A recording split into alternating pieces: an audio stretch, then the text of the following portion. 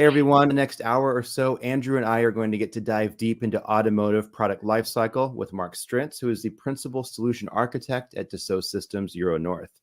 Mark leads the Architect Center of Excellence, producing compelling solutions based on the 3D Experience platform attuned with best practices.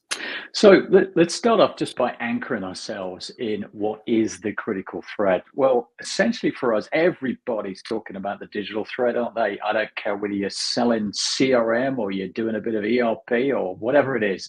We believe the digital thread has a pathway from ideation through design, engineering, simulation, manufacturing, and out to the customer. And what is the critical thread? Is essentially what is the most efficient pathway from that idea to the hands of your customer, delivering it, of course, more quickly, more profitably, and the right quality. Mark now has a passion for emerging technology fused with 30 years of experience. He aims to unlock genuinely transformative business value for clients across a range of industries, including automotive, energy and materials, industrial equipment, and high tech. And Mark happens to be a chartered IT professional with the British Computer Society and holds a variety of certifications. And without further ado, ready, set, go.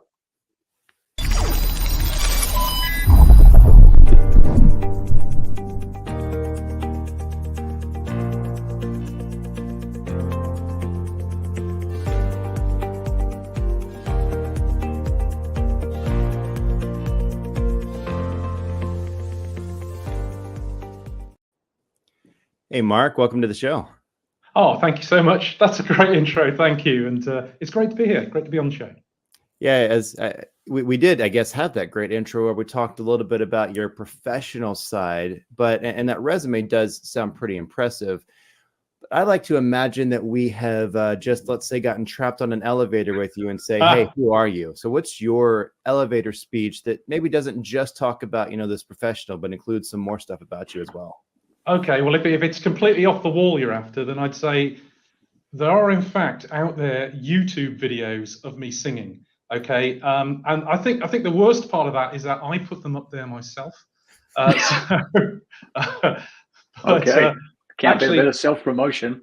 Well, actually, in some ways, actually, you introduced me as the principal architect for Dassault Euro North, which is what I am. But actually, I love talking about our solutions. I love expounding on what we do, and I'm quite happy to tap dance on your show to explain how this relates to the digital thread and how it all fits together. Is that more karaoke, or is there some real talent in there somewhere? I don't think so. I think no. It's well, I'll let you go and discover for yourself. All I would say is I got 300 views, and I thought that was really good. And then one of my daughters had a video put up of her playing a tuba, and she got 20,000. And so Jeez, I'm just not in her league. Family.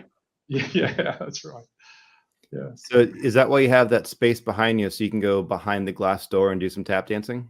I don't think so. No, in fact, out there. Well, this is our new offices in Warwick. Looks like Warwick, yeah.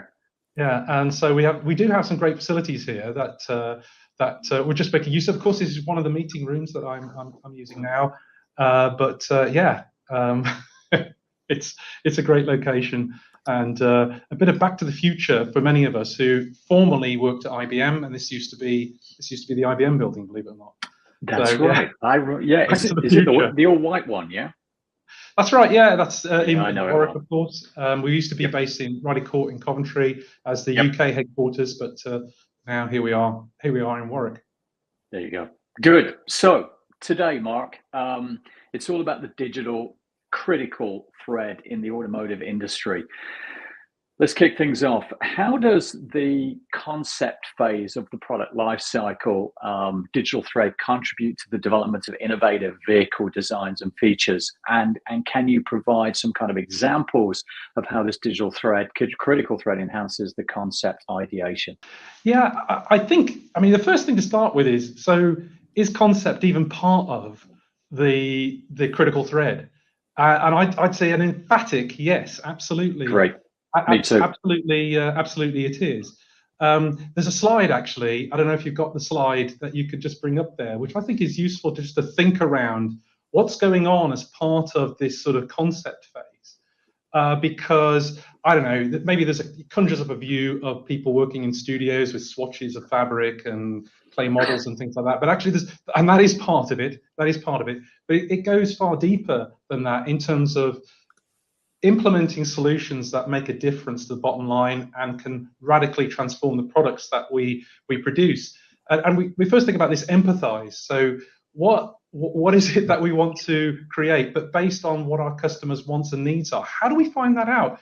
Well, often a wealth of information, wealth of source of data that can contribute to that thinking is already in the company. It's already there. But by integrating and connecting that, we can see how products are operating in service. We can see what the challenges are with what customers are saying on social media and things like that. And by linking in all of these things to our thinking around empathizing on the product, we can start to build products that maybe are ones that we haven't thought of previously or in new ways. I'm hearing things like there's an astonishing amount of automotive growth coming from innovation in areas such as digital services and the like. And so understanding what we need and what our customers need in that space and using it to drive our thinking and concept in the very earliest stages is something that really can make a difference. Yeah. So you just talked about how there's a lot of new innovation and stuff happening in the automotive industry and new ways of thinking. But when we look out, we know that everything is somewhat built upon the past. There's cars look like cars, and I guess with the exception of some things coming out of Tesla, most of them still look like the traditional kind of car that we think about. So how do you see the technology and the traceability maybe keeping us either trapped in the past or on ways of using that to be innovative? I think there's a balance to be struck here. So most vehicles that are created usually are based on some kind of donor pattern from previous vehicles. And a lot of that's about making good reuse of the things that we don't need to re-engineer, that we don't need to change. And having that solid base can often then give us the opportunity to then imagine a future with maybe slightly different solutions. So actually, in some ways, I see that as actually being advantageous to relieve some of that burden and open up the opportunity. But actually, there's ways where we can, with, for instance, system modeling techniques, take that a step further to allow more rapid ideation through from that initial concept through to when we get that on the car. I mean, think about some of the things you see about automotive CEOs. I won't say which one in particular, but he can go from an idea being ventured on X and that appearing in a vehicle in a matter of, I would say, weeks, months, or whatever, but a very, very short space of time. It's not the next vehicle program. It's not the next cycle. It's now. And so having the digital thread allowing us to connect those new ideas into the ongoing development and design process, even while they're in train, gives us a competitive advantage. With all this technology and kind of like what you're talking about here, are there pitfalls that people can fall into by relying on technology? And I guess how can we make sure to not fall into those? I think that the biggest pitfall I've seen is where companies have been paralyzed by a set of capabilities that are integrated in a way that makes it very difficult to change. So when you pull one bit of spaghetti, the rest of the spaghetti can be a bit of an issue. And I guess I'm talking more a technical level here. But actually, from a Dassault perspective, you'd expect me to say one of the advantages of having a platform like the 3D Experience platform for delivering our capabilities is that this platform is evolving and growing all the time. And that gives us a way of enabling change, adding new bits in, or indeed changing and swapping some bits out for different methods and techniques based on a stable end-to-end platform that supports the full spectrum critical thread. So that may be one area. There may be others as well, but that may be one area where I'd pick out where I've Yeah, seen I never forget going to a consumer electronics show where one of our customers there, which was, and I'll say it, Canoe, an electric vehicle startup that done very well. It started with 4 guys in a Starbucks, and now there's over 1,000. And I never forget they had their vehicle down there, and all of the legacy automotive guys were around, and they were all kind of laughing. They were saying, what's this all about? That's like a box on wheels. And never forget saying to these guys, well, that thing you're laughing at was designed, engineered, manufactured in the space of about 18 to 20 months on the platform, the 3D Experience platform, at which point they stopped laughing and all started taking photos and started sending them to their head office saying, hold on a minute, we need to change our 3-4 year cycle. So I tend to feel the pitfalls, or a lot of it, are built in design mindsets, which have been built over decades of powertrains, et cetera, reuse, rather than starting over perhaps with this new technology that's coming in. I don't know.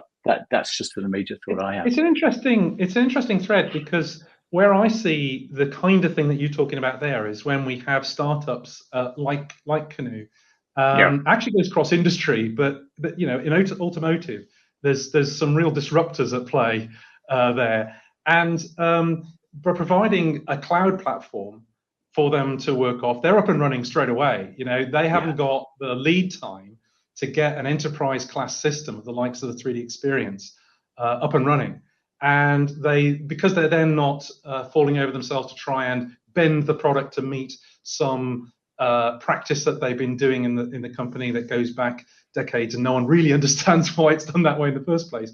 They are able to adapt the platform very, very swiftly to ways of working that allow them to get to that crucial result in the swiftest possible time with least amount of faff, and also have the power of expanding on that when they need greater scale, greater complexity, and greater capability to be built into the solution. Yeah, and I think it was that kind of startup mentality. There was a lack of silos. There was a complete cohesion. Everybody wouldn't dream about a day where they weren't talking to each other every day.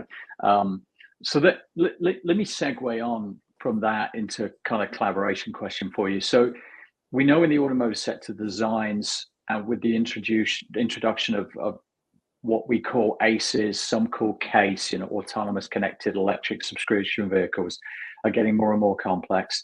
There's more regulatory compliance. There's rapid technology advancement, cost challenges of even electric vehicles, etc.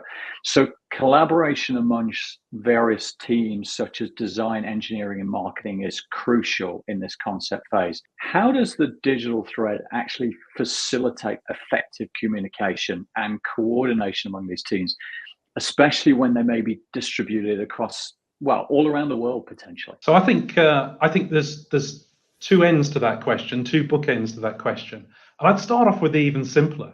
So the point you make is around the complexity and the disruptive technology that's entering the automotive space. I just start off with simple questions like, do people actually know what's going on? We've got a distributed team in locations in different suppliers and partners throughout the world. Do we even know when the program officially starts? And just at that basic level of program management and keeping people in sync with what's changing, because often the truth is they do know when it starts, they just don't know when it's been delayed 2 weeks, when that kind of things happen. And that goes right from, I'm probably being a little bit funny about one particular thing there, but you think about the complexities of engineering change when that really starts to hit home once you've gone through a few virtual series, and keeping people in step with that change and understanding those things. It's not just about the change itself, it's about the change and how it impacts on everything else. So I might have a change to do with an engineering item, a part, and that might relate to a problem that was raised because of a simulation. And that might then lead to a change in program timing, or it might need additional tasks to be performed. And having the traceability of all of that and how they're all connected, these complex relationships between what might seem to be disparate things, is incredibly powerful, because now I know that if I can see I can pick the thread up at any one of those points and see exactly what's going on. That's maybe one bookend to this, which is it's actually possible by joining things together in sensible ways on a platform that supports that and allows you to see those relationships and navigate them. That bit there. The complex end of the spectrum that you referred to in the question around, so okay, how do I deal with all these systems? How do I deal with the regulation that's going to require me to prove my design and traceability and the testing that I've done on all of this lot? And that's maybe where we come into sort of breaking down from a system of systems all the way down, having the traceability sort of top to bottom to the end mechanical, electrical, software elements of the design.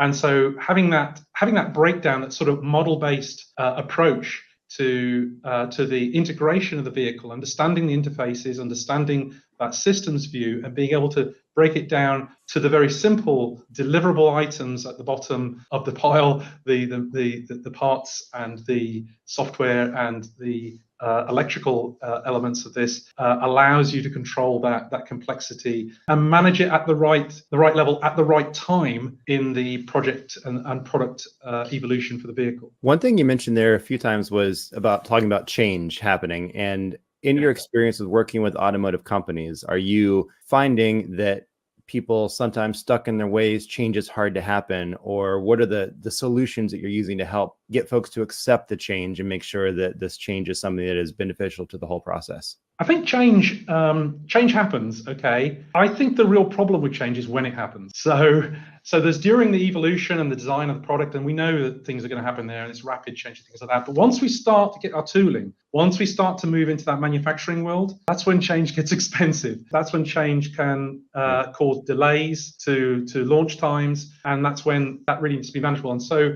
there's many ways of tackling that, but one of the ways of addressing that is actually making sure that the product definition is right in the first place. It's getting that time up front in terms of the product definition and spending more time. There's a beautiful graph, which I haven't provided in the slide deck. I'm sorry about that. But there's a beautiful graph about if you spend less time on that requirements and system modeling, okay, so you get through into the design quicker, but actually your manufacturing times are extended, and actually your design times are extended too, because of having to manage that. Because even, and this is my personal experience, when I've modeled things and used system modeling techniques on stuff, where it absolutely pays for itself time and time again is when you need to change something, because you're able to go into that model to decant what it is that you're expecting to change, to see the full traceability of that, to all the things that it's going to impact, and then to put in place something that is easy to explain to people about. So we're going to change this, and it does mean that we're going to have to change this and this as well, because you can see those things are affected. And now we can do that in a smart way that gets us to that change in the quickest way possible. So kind of answering your question, the best way to manage change is not to have the change in the first place, by putting that time up front as part of the systems modeling of the solution. And secondly, when you do hit that change, to have that system model available so you can make that change in the most efficient way possible. So it sounds like you're saying that by understanding that change is going to happen and keeping that as part of the digital thread process that you're using, you're able to help everybody understand change is going to happen. Let's make sure it happens when it happens correctly and efficiently, and really taking advantage of a real-time digital thread. Yeah, it's certainly going to happen at all stages. So I'm waiting for the program that announces they're going to be there's zero change after pens down on the design, because there is, even if you do great design for manufacture, there's still going to be things that come up during the manufacturing realization and the spin up of the plant and everything that happens as part of getting ready for job one. But if you've got that full traceability, even someone on the line identifying a problem with something and pinning it against the actual item that has full traceability right back to the engineering definition, which has full traceability back to the requirements that originally specified it and any of the system modeling that went around it. Now, just by doing that pin, this guy's kind of almost done your analysis for you already in terms of laying out all the things that we need to think about as to what is it that's really behind this issue. What is it that we need to consider to address the issue that's being raised? I think the main thing is change is a constant, as they say. I'm sure there's a good old saying along those lines. I think what we're trying to avoid is surprises. That's the main thing for me. I think change is inevitable, especially when we're in this world now where everything's getting personalized. I think it's just knowing how we can personalize for the consumer, for the customer, that is manageable, that is a configuration, not necessarily an entire re-engineered process that or product that needs to go out there. So during this concept phase, which I think we even said earlier, it can involve claim models, especially in automotive design, numerous decisions being made, such as lighting, user experiences, sustainability, interior design, all of this going in there. And they can all have long-lasting impacts. How does the digital thread help in maintaining this comprehensive record of these decisions and the rationale behind them? So you hit on sustainability as part of that list that you just rolled out there. And that is probably the one for me that just runs right through the heart of all of this. If we want to produce sustainable vehicles, if we want to improve our time and time again on that sustainability, it's not good enough just to say we've got some broad targets based on some high ideals.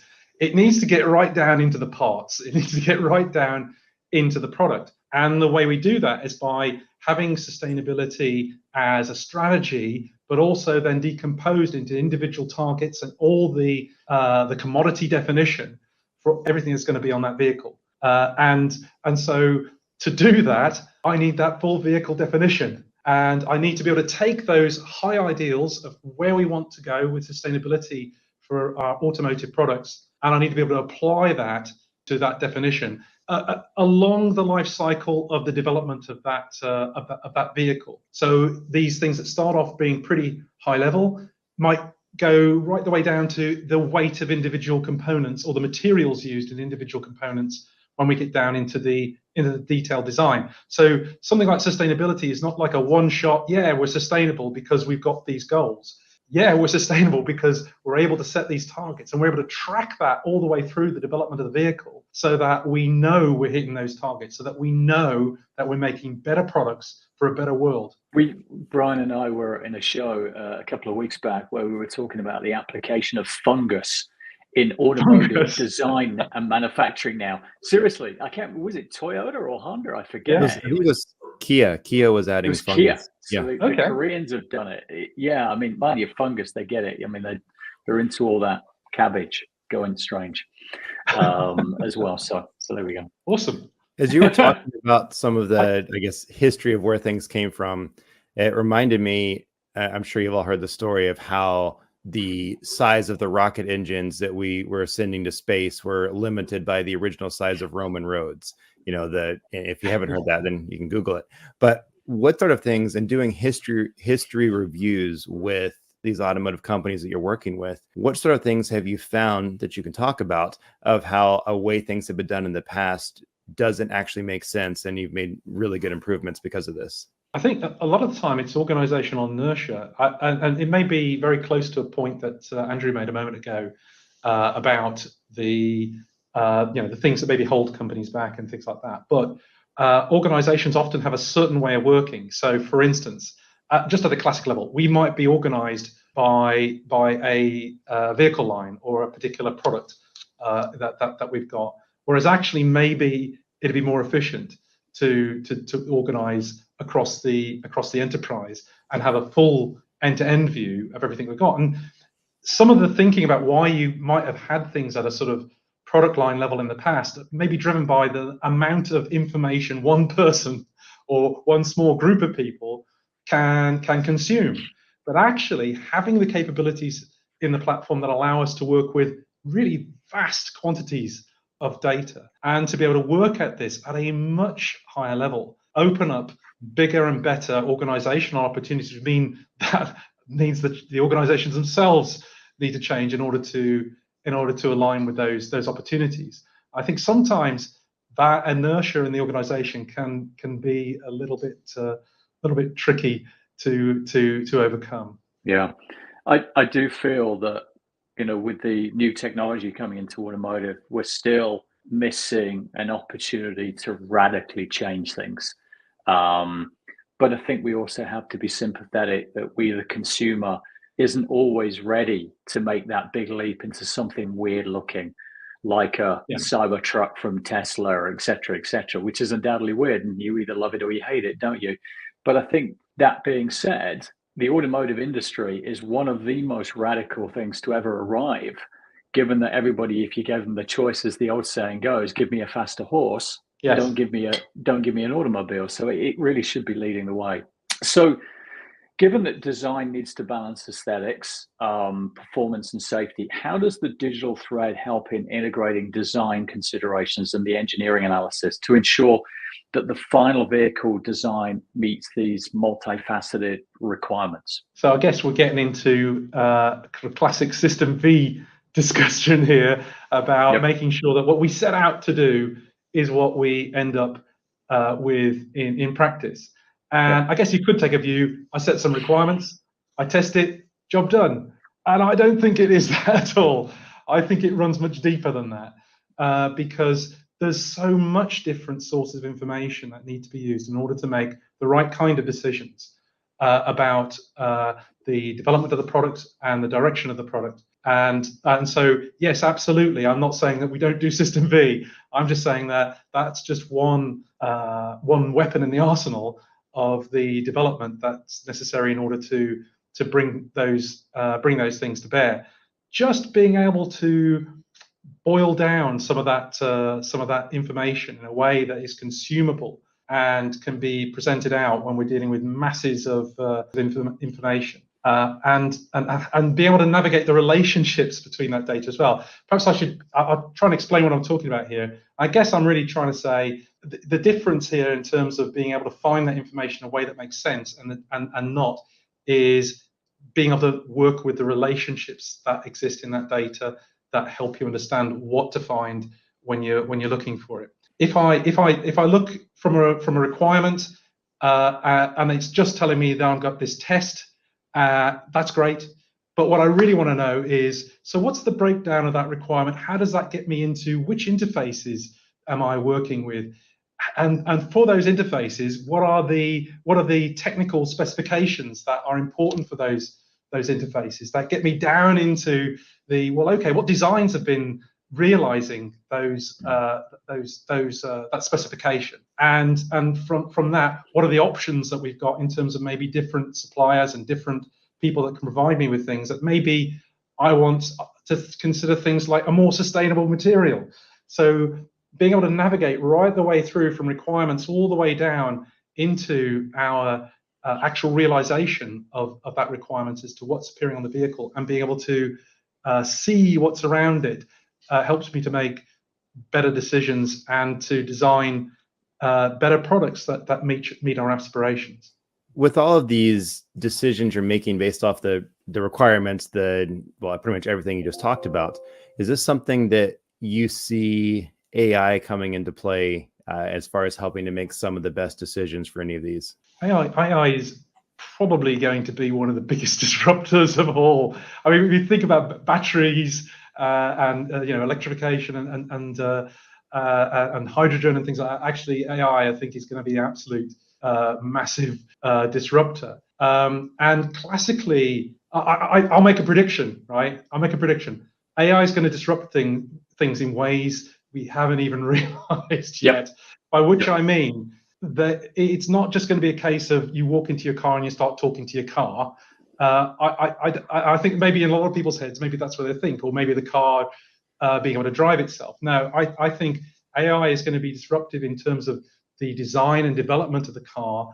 And there's a couple of hard points that I think help to frame that. So there is this wealth of information. I've been talking about having a platform that has all this wealth of information with all these relationships and everything, and it's too much to consume. But from an AI perspective, it actually provides the ideal framework for pulling out new sources of information. But even that information, when it's pulled out, can be in a very complex, hard to digest form. So also having the ability to take that massive data and present it out in a way which is consumable to someone who's not an expert in vehicle systems, but is useful for them to understand what they're doing in their role. I think those two or sort of three things together, you've got a hard point of having all that data in a form which is navigable and perhaps can reveal things that you haven't even realized yet, having the AI to take it out, but then also being able to present it out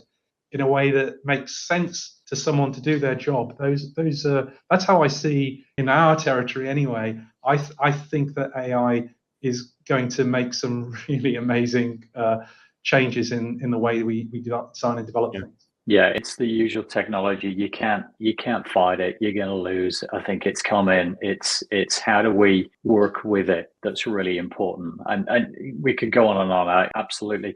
I think one of the things that people fear from an AI perspective, rather than not just that the robots are going to come along and kill us all. I mean, just putting that aside for a moment, I think the fact that the AI is getting hold of your data, it might be doing things with it that concern you. And I think there's no more protective industry sector than automotive. I mean, last week I was in very, very large automotive customer. They took my cell phone. That disappeared. I couldn't take that. There were camera covers going over it, everything, because they really want to protect it. So given the digital thread, how can the digital thread help maintain confidentiality, intellectual property protection as well? So I totally agree with everything you said there. And suppliers are very concerned about their data. So for instance, the manufacturing process for something can be the intellectual property and the absolute lifeblood of a supplier, and they don't want that getting out there.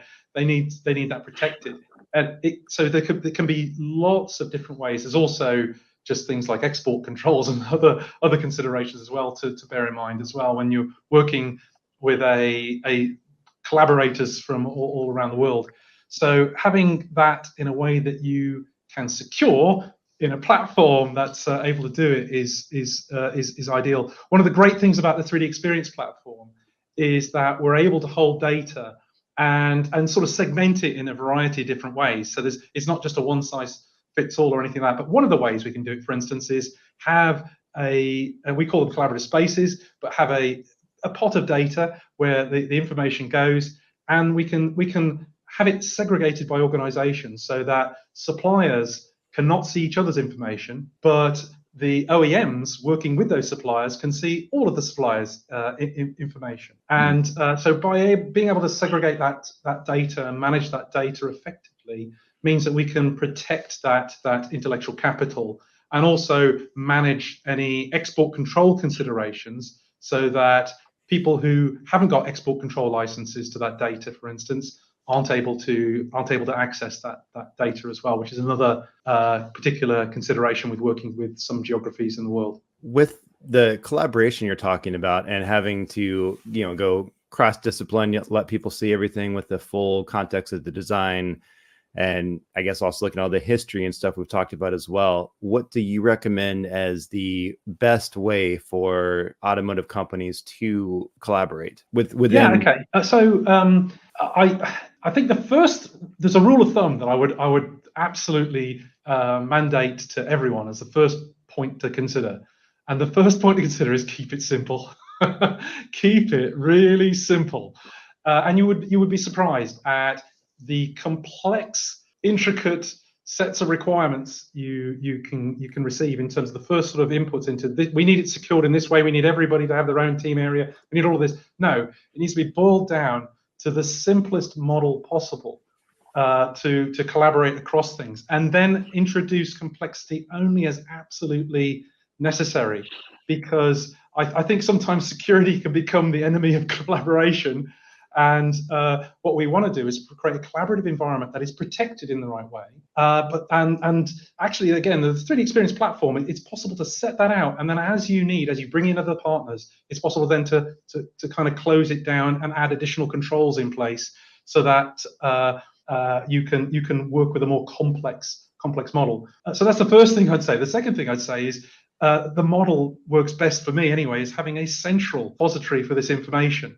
And it breaks my heart sometimes where we've worked with export controls, export compliance, where we've worked with the departments, all the different suppliers. We've worked out a beautiful, elegant security model for the data that's in the system, and then we take that and dump it in a data lake, which has had none of that consideration, which has none of that control. And like I say, it just breaks my heart sometimes to see when that happens. So the second point is, I think it makes sense to manage that in an environment where you do have that ability to manage and maintain that control for the full breadth of that critical chain. And those would be my two key things that I'd say for people considering how to go about doing collaboration with. Got it. So let's step it down the digital critical thread. Move it to prototype and testing, which integral to automotive design. How does the digital thread support that kind of iterative process of designing, testing, refining vehicle components, especially when you start to consider not just the physical, but the virtual simulation testing areas as well? I don't know if you've heard of it, but General Motors have got this program called Vision 2025, I think it is. And with Vision 2025, they're aiming to be completely virtual, no physical prototypes. That's what they're by 2025. Right. Yes, I couldn't remember the title 2025, Vision 2025. But yeah, I know they're doing it. It's ambitious, but it's a realization of that question. What they're saying is, how can we use the digital and critical thread for getting to a point where we can develop our products so that they're right first time? And why are they doing that? Why? Because they think it's a cool thing to do. No, they've got very clear reasons why they're doing that. It's because as general. Sorry, you were going to say? No, I'm going to say I don't think it's all about being cool with GM. I think they have an ulterior motive. Yeah. No. Well, I guess they're in a very rapidly changing environment where they're trying to become as nimble, if not nimbler, than their competition. So the first point of that is to try and increase their speed. So they see this as a way of using digital representations to be able to get through those virtual testing cycles to a point where they're trying to do away with physical prototyping. And some of the arguments that they're using there are very, very interesting as well, because they say, well, if we use physical prototypes, we can take it to desert, we can take it to a glacier, we can take it to an urban setting or English countryside roads or something like that, nice bendy roads. In a simulation, you can take it to another planet. You can take it to as many n to the power of n times environments and test that to see how that product is going to perform. And so you effectively end up with a better result than you would have done if you'd have done that physical prototype, which of course takes time as well. So they're looking at that time. They also see this is potentially aiding quality because they're able to try different things, get customer experience and stuff like that into it. And the final point that they make is around variant, being able to try lots of different variants of the product. And I see that as being something, although if you look at, for instance, you want to go and buy a Tesla, there's not much variance in there in terms of the product that you're choosing. I bet you anything that in terms of the variants that they consider as they're leading up to that product and the way that they're managing all those different optionality as it comes through and they introduce it on their product, they're actually dealing with a lot of variance in the engineering. And they have to be very clever at managing that. So again, having that control and being able to manage that in a way to test is that you can not only model it but then also test that is critical. It sounds like the idea of using a virtual prototype is better overall than using physical prototypes from what you're talking about with, taking it to another planet, for example. Are there any situations where it is actually still better to use a physical prototype instead of a virtual? Well, so I think it's a laudable aim. I think there will still be physical prototypes going forward. It's like drawings. right? So we don't have drawings anymore, do we? And yet, surprisingly, it's surprising how many places still do drawings. And between suppliers, it's got a lot going for it, I guess. It's simple, easy to transfer. It confers a fair bit of information. But an awful lot is lost with that too. So having a full representation of what you're working on, being able to section it, being able to do what if analysis on it, the kind of thing you just can't do with things like drawings. That's kind of the equivalent in that space. But physical prototypes, again, I think it's likely that they will continue. The first car that rolls off the line, whether you consider that a prototype or your first production model, it's still going to be very different from the 100th car or the 200th car that comes off the product line, and being able to manage that and manage that change as those physical prototypes, capturing the information from that, using the real-time data to augment what we've got as part of our virtual twin. That still has a lot going for it to enable the effective design and development of vehicles. And it's no matter how much you plan ahead or think you've covered all the factors in your controlled simulation in the virtual, once you let real humans get involved with stuff, testing things out and environments in the real world, there's always something that was not necessarily planned for or expected. I guess so. I wonder if AI will have a place to play here, where it's varying the. In fact, actually, so we have AI for doing exactly that in Dassault, for doing generative solutions to problems, and then using the AI to pick out of all these vast array of possible solutions of things. Actually, these ones seem to meet the criteria that you're after in the best possible way. So actually, we're already doing this kind of thing with AI to give some prediction and intelligence into that design process. But maybe we will see more of it applied in the physical prototype space as well. So AI comes with us on this next one. So if moving down the thread, we've done the simulation, the product simulation. Now we're moving into manufacturing simulation. So as the vehicle design progresses to that process planning phase, layouts, etc., how does automotive product lifecycle digital thread assist in translating complex designs into efficient and optimized manufacturing processes? And we know AI can come in there as well. So if you want to go there, yeah, I could try and throw a bit of that in. But I think first place I go on this is thinking through things like design for manufacture, because we should be designing those manufacturing processes even before we get to well before we get to that manufacturing process. I'm given to think of Body in White, the creation of the body structures for the chassis, not the body, I guess. It's the clues in the name. Of the body, because the way that is typically designed is as a process, because you're putting fixings into panels that join together and then building up those groups of things. But you're doing that in the way that it's going to be manufactured. So having the strong linkage between what you're going to be doing in manufacturing and the processes that surround it, and linking that into the design process, and having that as a virtuous cycle as part of the development process is great. When we get down into manufacture, so we've done all that. It's brilliant. We've got a fantastic product. It's all the manufacturing guys are saying, you engineers, you're brilliant. We love you because it goes together and there's no problems. Really?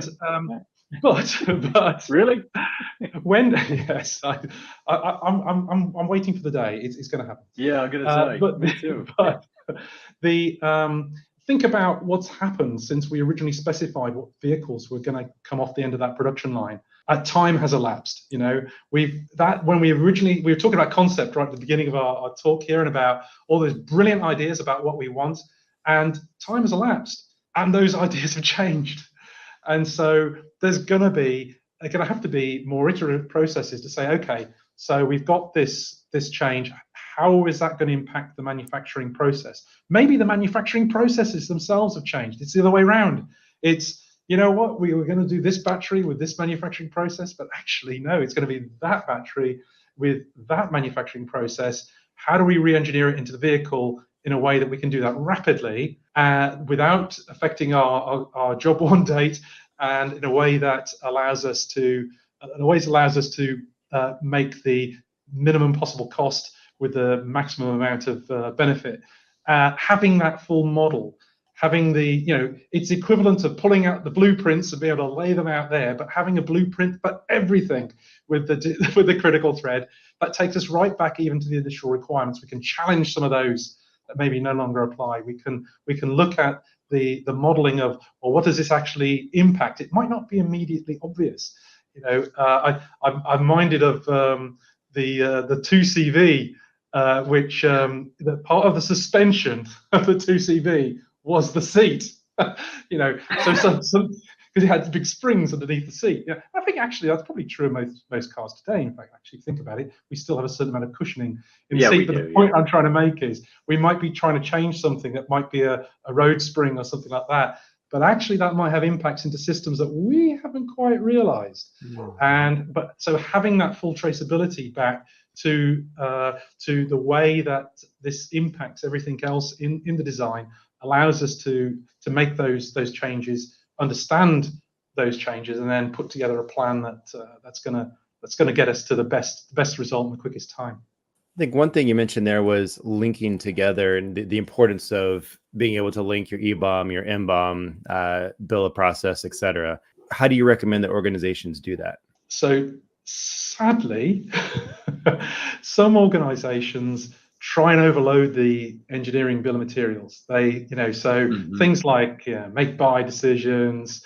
I'm trying to think of some other thing. I'm going dry here, but some of the manufacturing elements of this, that alternatives, that kind of thing, and we try and overload that onto the EBOM. And actually, this works best if we manage this as different and discrete items that work in collaboration with each other. So the engineering bill of materials is about the engineering, and it defines the engineering. We're crisp on that. The manufacturing bill of materials defines the assembly constructs that form and make up that engineering. We need to link those two things together. I gave a great example of body in white, and that's not the only example in vehicle design where that makes a hell of a lot of sense to understand. So we're doing this, but how does that affect the manufacturing and everything else? And of course, then the bill of process that then sits alongside that. So we built that up. I have seen the jewel that people are looking for ultimately with being able to do this as a complete end-to-end set of traceability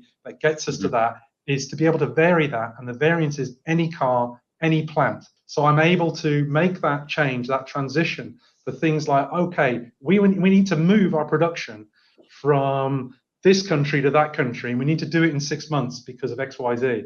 The only way you're able to enact that kind of radical change is if you haven't overloaded your EBOM with that kind of information, so that now you're only dealing with that discrete set of information that relates to the processes that may need to change for that particular plant, that particular setup, and for that optimization. So I see digital and the critical thread builds us a solution where we can develop the most effective solutions to get us into manufacture, but also open up new possibilities for a company that maybe needs to diversify into new markets or for other geopolitical considerations. Automotive manufacturing involves a multitude of data sources, including CAD, the simulation we talked about, production line data, etc. How can the digital critical thread integrate these hugely diverse data types into a cohesive and accessible information flow for all stakeholders? Well, personally, I think that all data should be mastered and written in the 3D Experience platform. But sadly, not everyone agrees with me. And there are a lot of sources of information. I mean, even in my wildest dreams, not everything's ever going to be done in the 3D Experience platform. There's just so many different sources, and great sources of information.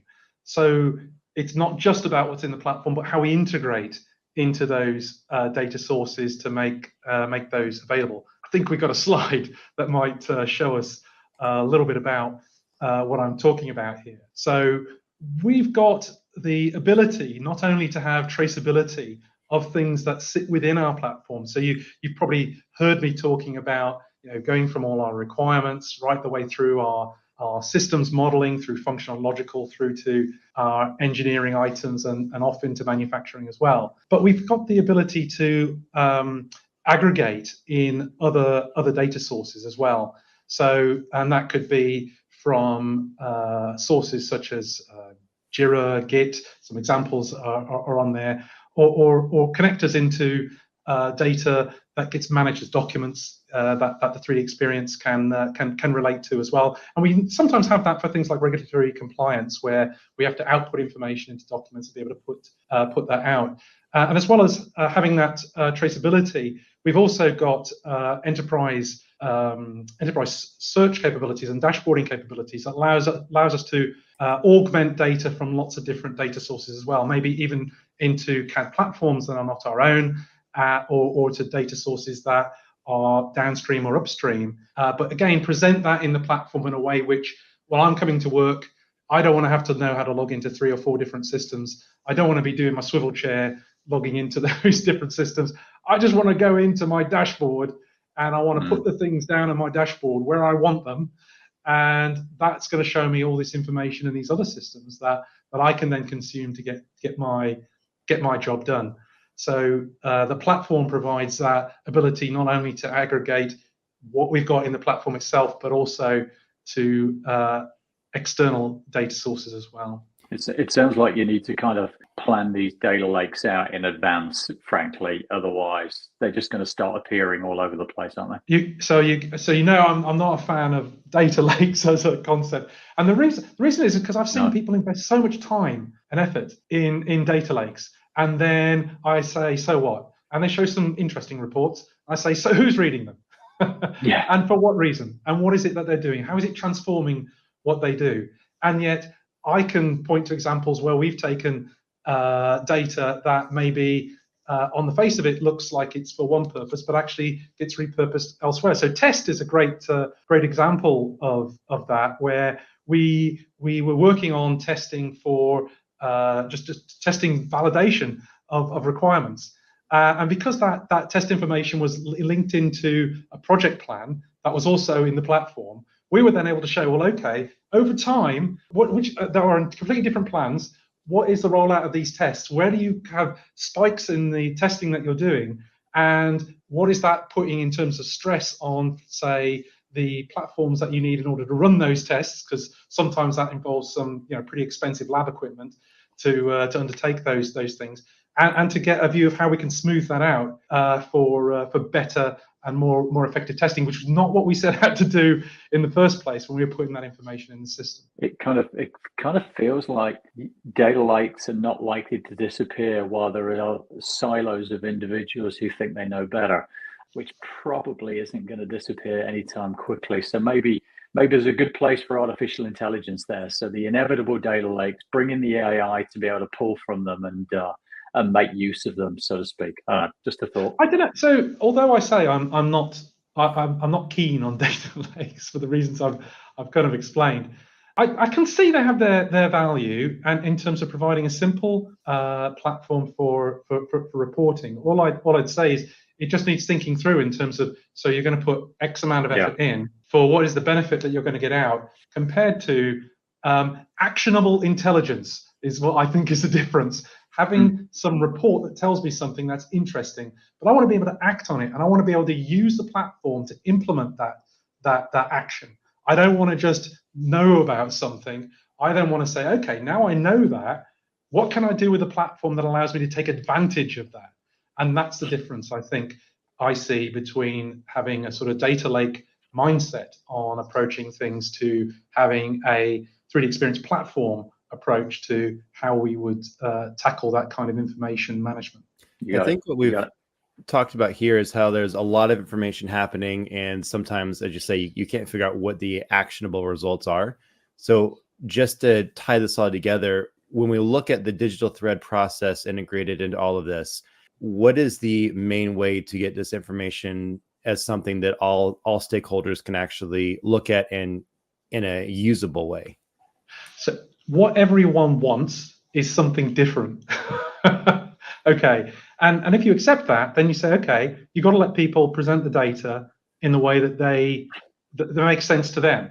So we've got a 3D dashboard which allows us to take different apps from completely different capabilities and to put them and set them out as users wish. So we can set out dashboards that are for a particular role, and we can also allow users to take that and say, actually, you know what, I'd rather have my paperclip, Microsoft paperclip over here. I'd rather have my bill of materials view over here. I'd rather have a view of the issues that are on the things that I'm clicking on here. I want those issues to appear over there. And so allowing this sort of creative creation of these dashboards that then allow me to create my actionable intelligence is one way of doing it. And the part that enables that is our role-based applications as well. So we have these apps, but they're focused on a certain role. So it's not just show me a bill of materials. It's no, I'm going to focus an app that's based on engineering release manager, which is going to be showing the functions, the capabilities, and the layout just in that app for what an engineering release manager needs to do. If I'm someone who's interested in requirements or regulatory compliance, then maybe I've got different apps and different things that I want to look at. If I'm interested in failure mode analysis, I've got apps that are going to help me in those respects too. But and we call them roles as well. You know, we think, oh, they're licenses. They're not. They're roles, because what we're doing is we're providing capabilities for someone to do their job. And that role, and being able to take a mix and match of those apps that correspond to those roles and present them out in a dashboard in a way that works for me, is the best way to get to the smartest working practices, accepting that everyone wants something different. So I've just pulled my can opener out because I want to open up a can of worms for a moment. You know, every time we're talking to our customers on a daily basis, we are uncovering integration into legacy systems, processes, all of which present tremendous challenges for implementing a critical thread. How can automotive companies modernize their IT infrastructure and transition smoothly to a thread approach without disrupting their ongoing operations? Yeah.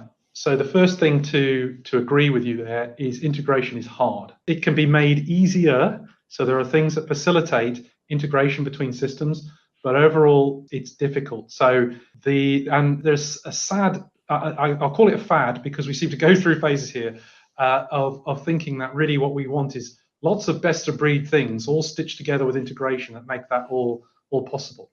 And it's not a great way to go about developing your future state. Having said that, okay, so what is our future state? We want to be on critical thread. We want to be on a platform that allows us to embody the full breadth of that critical thread. But maybe at the start, we can't do that, because we can't just say, right, we're just going to take our enterprise and plop it's now into that environment.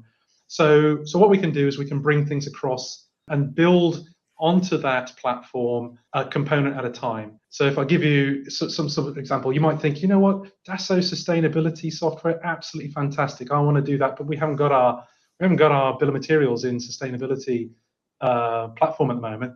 But what we can do is we can bring that view of the product structure of the bill of materials into the platform.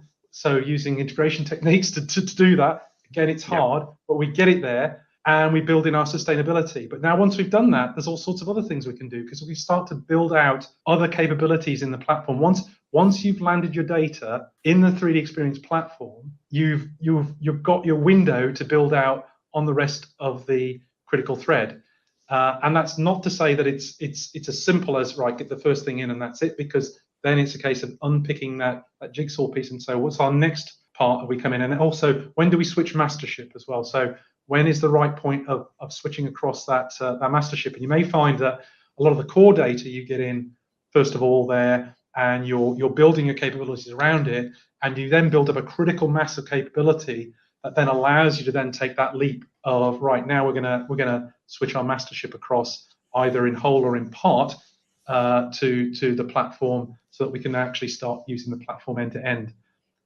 So my top gear, top tip would be that getting the data, the core data, into your future state platform, and then building out from that data is the key to unlocking the capability that's in your business locked into these silos, and starting to be able to build that out into a future state platform. when we talk about integration like this, and you've got all the different systems, the customizations that different companies have made to tie their legacy systems, their new systems, what's happening in 3D experience, all of this together, it gets complicated because of figuring out how I integrate from here to here. What's my process?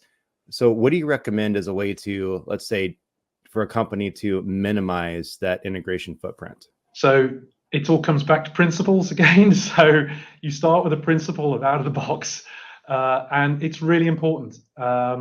It's important because it gets you thinking along the lines of, okay, it gets you thinking like a startup, right? That's what it does. It gets you thinking like a startup. And I've got these processes. Yes, they're important processes for my business. I can't just let them go. But now I'm going to think like a startup, and I'm going to say, well, how am I going to transform that process to the future? And the best way to do that is by saying, I'm going to adopt the process that exists as it does on the platform. And when inevitably, we talked about there being change, there's always going to be change. There's always going to be a drive for some deviation from that sort of platform view of things. But I think there's some key things to think about when that happens. The first is, what's the real reason behind this? Is it because you're trying to do something that's radically different to everyone else in the world that's also using this? And if so, is it because of some unique quality that your company is bringing to the marketplace? I would say in the vast majority of cases, that is not the case. Or is it because you're looking for some automation of speeding things up because, you have to go through this bit and that bit and that bit, but actually you've in the past developed something that allows you to speed through that process. And so automation opportunities, I actually think, okay, that's something that's maybe different, and it then becomes a return on investment, considering that technical debt that you're going to get into with building that automation against the benefits that that's going to cause.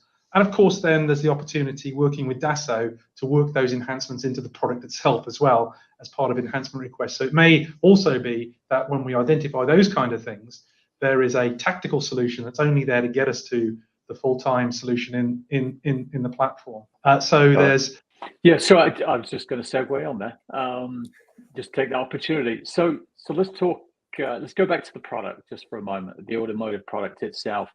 You've got all of these ever-evolving complexities of technology, integration, software development, electric vehicles, autonomous vehicles, all of these things going on. How does the digital thread adapt to accommodate these new complexities that are actually coming into the product?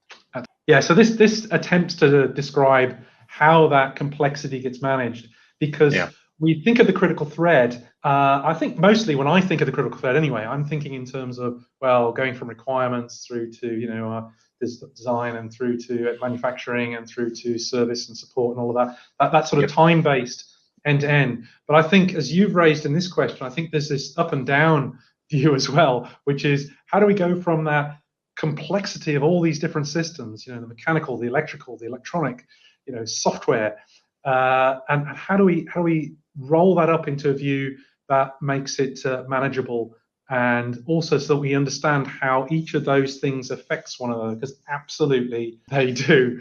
I mean, if you think about it, in the past you would have been able to get into a car with a coat hanger potentially because of the mechanical nature of a car. These days you're going to need some pretty sophisticated electronic wizardry to gain entry to vehicles. So by having that decomposition and that breakdown, and understanding that things don't just exist as parts anymore, they exist as systems, and the vehicle itself is a system of systems, and how we organize that using model-based approaches to manage that complexity at each one of those levels, so we can bring down those requirements, bring down those specifications through down into the actual design itself, and show that full traceability from our high-level requirements. I want a car that goes from 0 to 60 in X seconds, through right down to the traction components, the powertrain components, the steering components, the aerodynamic components, and so on and so forth, that all go to make up that aspiration and that design specification. So when you're talking about all these different domains of mechanical, electrical, software, fluid, everything that's happening. How is the digital thread allowing all of these to coexist? Well, I guess we've always had mechanical, we've always had electrical, and bringing them together to coexist is so that we can actually see how they relate to each other. So think about the configuration of an electrical harness, for instance, and how many different variants of that typically exist in a vehicle, and then how that then might relate to the weight of the car, how that then might relate to other performance factors of the car. So you might be looking at something like the performance that relating to weight of the vehicle, and you're sort of thinking, well, surely we must be able to get the engine to weigh less, or the body to weigh less, or the interior trim to weigh less, and things like that. But actually, maybe that all forms part of that. Still, that what might have been normally that mechanical view into the electrical design as well, and in terms of different configurations of that design. So the digital thread allows us to drill through that information. So if I start my query on something, so that might be I'm looking at the system for acceleration, and all the different parts of that system that relate to, maybe I've got a problem with acceleration. Maybe the acceleration isn't meeting the design criteria.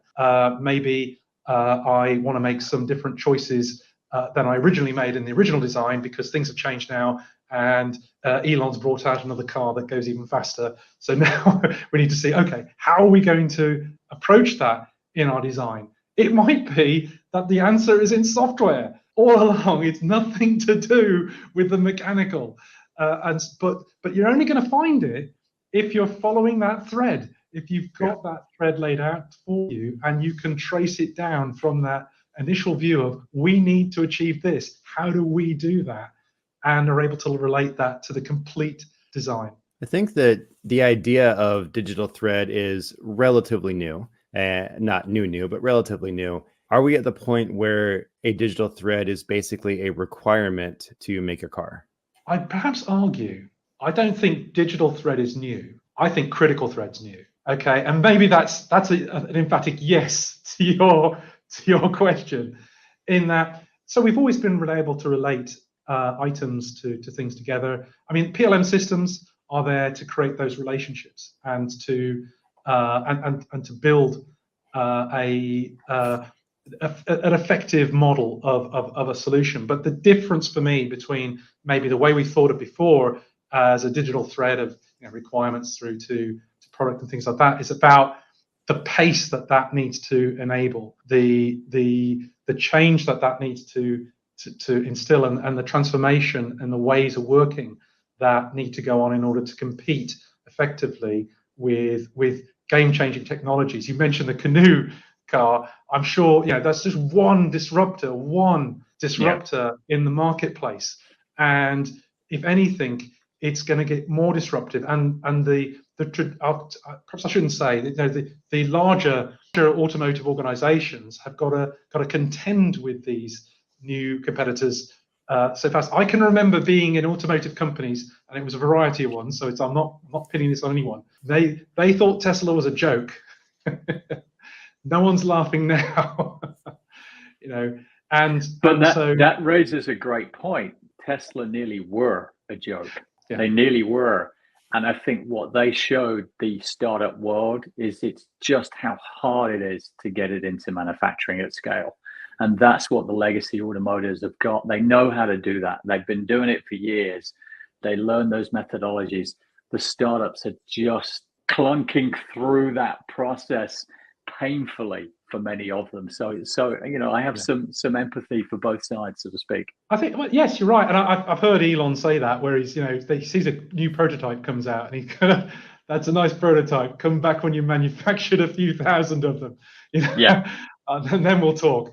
And you're right. Actually, if you look at the manufacturing techniques and processes that with the major OEMs, they absolutely do have an amazing capability in that space. So what's holding them back, right?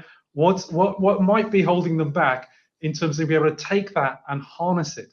And maybe it is this silo this silo approach to the way that these things are historically built, where you take some information, you refine it, you throw it over, it's a series of pots of information that eventually come to the end. You unleash it by building the critical chain into that process, and that's the only way that companies are going to survive.